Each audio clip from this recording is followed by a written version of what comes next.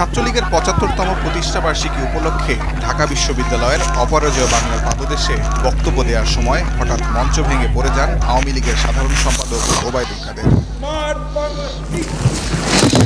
কি হলো কাকুর? কিছুক্ষণ পর উঠে দাঁড়ান আওয়ামী লীগ সাধারণ সম্পাদক। বলেন, মঞ্চ ভেঙে পড়ার ঘটনা স্বাভাবিক, সমালোচনা করেন মঞ্চে নেতাদের ভিড় করার।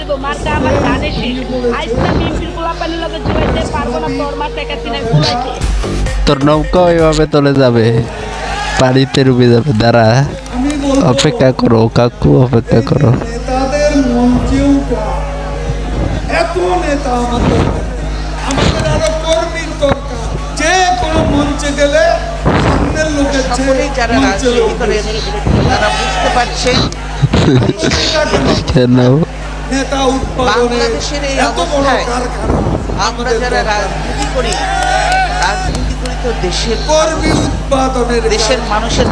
এর আগে ওবায়দুল কাদের বলেন, ভুল ত্রুটি শুধরে ছাত্রলীগের বর্তমান কমিটিকে স্মার্ট বাংলাদেশ বিনির্মাণে কাজ করতে হবে।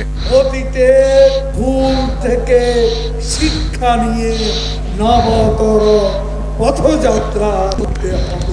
সামনে আরো কঠিন চ্যালেঞ্জ। এদিন ছাত্রলীগের ৭৫তম প্রতিষ্ঠাবার্ষিকী উপলক্ষে পতাকা উত্তোলন করেন আওয়ামী লীগের সাধারণ সম্পাদক। পরে বর্ণাঢ্য শোভাযাত্রা করে ছাত্রলীগ। তাজওয়ার মাহমিদ, সময় সংবাদ, ঢাকা।